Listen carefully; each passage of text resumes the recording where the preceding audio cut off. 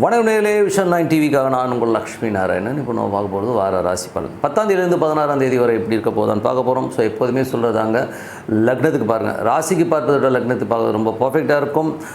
முதல்ல வரது பொது பலன்கள், அதுக்கப்புறம் தசாபுக்தி பலன்கள். உங்களுக்கு என்ன தசாபுக்தி அந்தரங்கள் வருதோ அதை மிங்கிள் பண்ணி பார்க்க ரொம்ப பர்ஃபெக்டாக இருக்கும்.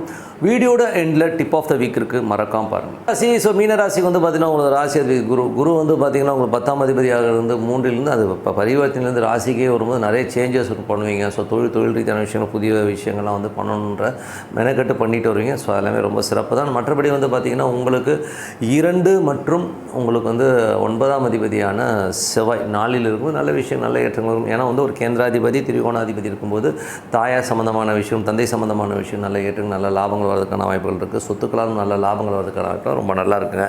ஸோ அது ஒரு நல்ல விஷயம் தான். அதுக்கப்புறம் பார்க்கும்போது 3 மற்றும் 8ஆம் அதிபதியான சுக்கிரன். ஸோ 3, 8ஆம் அதிபதியான சுக்கிரன் பரிவர்த்தனை வந்து ராசிக்கே வரும்போது ரொம்ப டென்ஷனும் ஸ்ட்ரெஸ்ஸஸும் ஒன்றும் ஏதோ ஒன்று நினச்சோம் இந்த மாதிரி ஆயிடுச்சு ஒரு ஸ்ட்ரெஸ்ஸை கொடுக்கறதுக்கான வாய்ப்பு ரொம்ப கவனமாக இருக்கணுங்க. ஏன்னா வந்து அது 3 8 போது பெண்கள் சார்ந்த விஷயங்கள், ஆண்கள் ரொம்ப ஜாக்கிரதையாக இருக்கணும். நீங்களே பெண்ணாக இருந்தீங்கன்னா கொஞ்சம் ஸ்ட்ரெஸ்ஸஸ் ஜாஸ்தி இருக்கும். நம்ம ஏதோ தப்பு பண்ணிட்டோமோங்கிற ஃபீலே அடிக்கடி கொடுத்துரும்.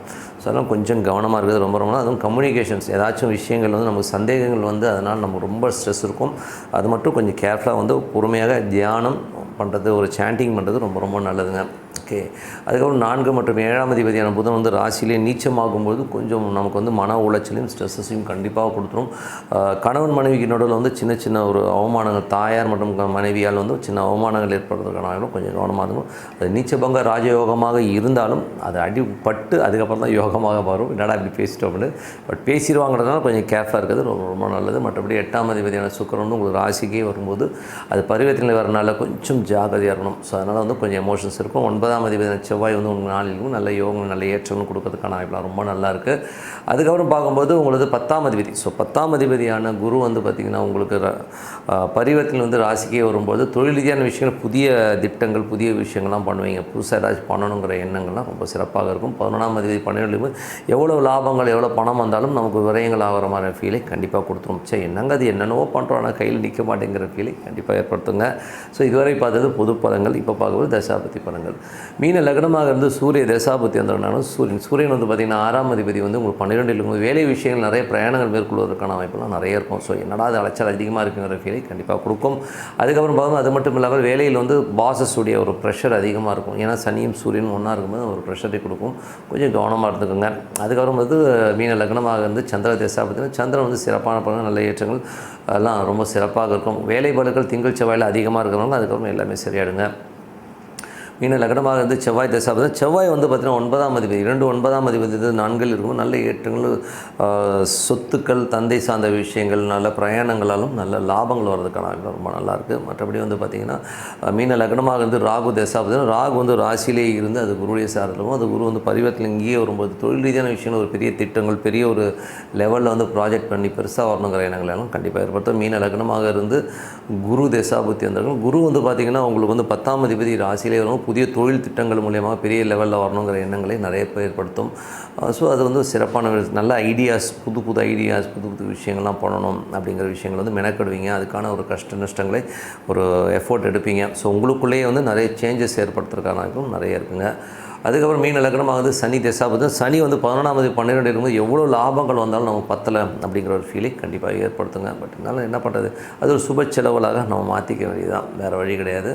அதுக்கப்புறம் பார்க்கும்போது மீன லக்னமாக வந்து புதன் தசாபதி, புதன் வந்து பார்த்திங்கன்னா 4 மற்றும் 7ஆம் அதிபதி வந்து ராசியிலே நீச்சமாகுது. தாயார் மற்றும் மனைவியால் சின்ன அவமானங்கள் ஏற்படுறதுக்கான வாய்ப்பு, வெளி வட்டாரத்தையும் கொஞ்சம் சின்னதாக ஒரு ஏதாச்சும் ஒரு சின்ன விஷயம் பண்ண போய் அது நமக்கு அவமானமாக முடியும். பட் அதுக்கப்புறம் சரியாயிடும். பட் இருந்தாலும் அவமானம் வரணும் கொஞ்சம் வரும். ஸோ அதனால் கொஞ்சம் கேர்ஃபுல்லாக இருந்தது ரொம்ப நல்லது. மீன லக்னமாக வந்து கேது தசாபதி, கேது 7ல் இருக்கும்போது கணவன் மனைவிக்கு நடுவில் கொஞ்சம் நிறைய வாக்குவாதங்களோ, ஒரு ஸ்ட்ரெஸ்ஸஸோ, நிறைய கேள்வியில் கேட்குற மாதிரி விஷயங்கள் இருக்கும். கொஞ்சம் கேர்ஃபுல்லாக இருந்துக்குங்க. சில நேரம் வந்து கணவன் மனைவிக்கு நடுவிலும் வியாபார ரீதியாக சில பேர் வந்து வெளியில் வந்து பிரயாண மட்டமான விஷயங்களை கண்டிப்பாக ஏற்படுத்தும்.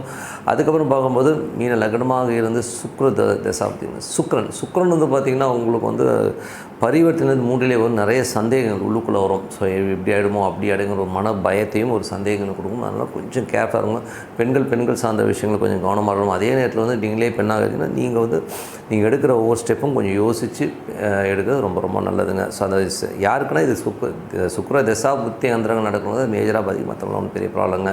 ஸோ நல்ல விஷயங்கள்லாம் நடக்கணும்னா இது மாதிரி ஒரு கால்குலேஷன்ஸ் என்ன நல்லது கெட்டதோ அதை கொஞ்சம் மார்க் பண்ணி வச்சு அதில் கொஞ்சம் அலர்ட்டாக இருந்துட்டிங்கன்னா ரொம்ப சிறப்பாக இருக்குங்க.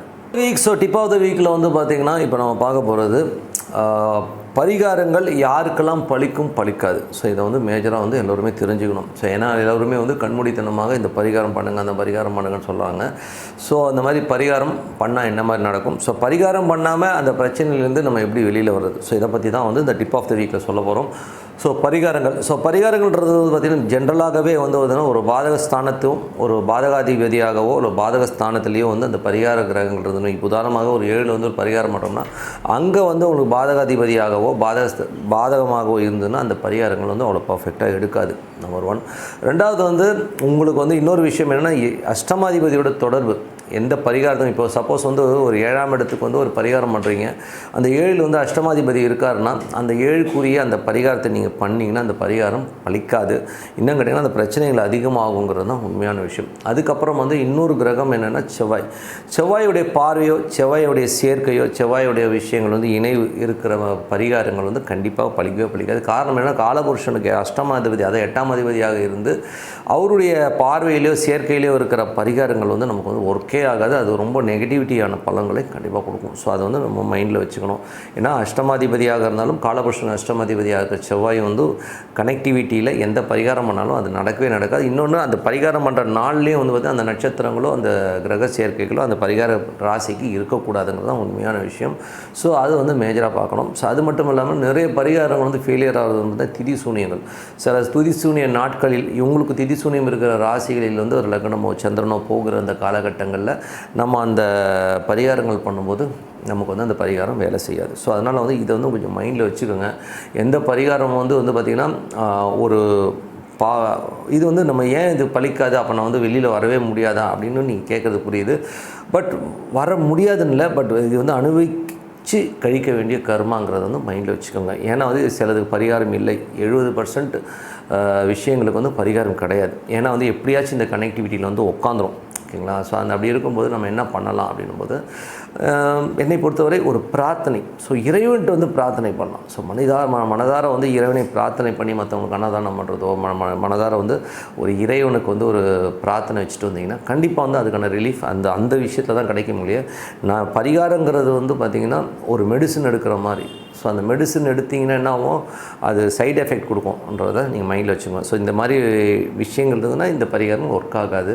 அதே இந்த பிரார்த்தனைகள் வந்து இறைவன். ஸோ இறைவன்கிட்ட வந்து நம்ம முழுசாக ஒப்படைச்சு நம்ம வந்து இறைவனை சரணாகதி அடைஞ்சு எனக்கு வந்து நல்ல வழி காட்டுங்கிறத வந்து நம்ம பண்ணும்போது கண்டிப்பாக எப்பேற்பட்ட பிரச்சனைக்கும் ஒரு தீர்வு கிடைக்கும், ஒரு வழி கிடைக்குங்கிறது தான் உண்மையான விஷயம். ஸோ எல்லோருக்குமே வந்து அது ஒரு என்ன சொல்கிறது, இதை வந்து நீங்கள் பண்ணி பாருங்கள். ஏன்னா என்னை பொறுத்தவரை நான் நிறைய பேர் சஜஸ்ட் பண்ணுறதுன்னு பிரார்த்தனை தான் சொல்லுவேன். பரிகாரத்தை விட நீங்கள் பிரார்த்தனை பண்ணுங்கள்.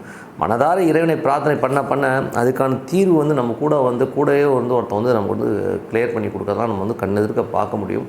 ஸோ அதனால் வந்து பிரார்த்தனை பண்ணுங்கள். பரிகாரம் இருக்குது, சிம்பிளான நிறைய சின்ன பரிகாரங்கள் இருந்தாலும் இந்த தொடர்பு அஷ்டமாதிபதி 8ஆம் அதிபதி தொடர்பு இருந்தால் அந்த பரிகாரம் வேலை செய்யாது. திதிசூனியம் கனெக்டிவிட்டியான அது உங்களுக்கு திதிசூனிய ராசிகளில் நீங்கள் பரிகாரம் பண்ணும்போது அந்த பரிகாரங்கள் பலிக்காது. ஸோ அதுக்கு ரொம்ப பர்ஃபெக்டாக பார்த்துக்கணும். ஸோ இந்த மாதிரி விஷயங்களை மட்டும் கொஞ்சம் கவனம் வந்து மற்றபடி எல்லாமே சிறப்பு தாங்க. ஸோ நல்ல விஷயங்கள் நல்ல மாற்றங்கள்லாம் இருக்கணும்னா நமக்கு வந்து ஒரு பிரார்த்தனை அவசியம். டெய்லி வந்து நான் தான் சொல்லுவேன், நீங்கள் வந்து 3 வேளை சாப்பாடு 1 வேளை தூக்கம் எப்படி அவசியமோ இது மாதிரி மனதார இறைவனை வந்து ஒரு பிரார்த்தனை பண்ணும்போது கண்டிப்பாக நம்ம அடுத்த லெவல் போகிறதுக்கான ரொம்ப சிறப்பாக இருக்கும்னு சொல்லிட்டு உங்களோட விடைபெறுவது உங்கள் லக்ஷ்மி நாராயணன். நன்றி, வணக்கம்.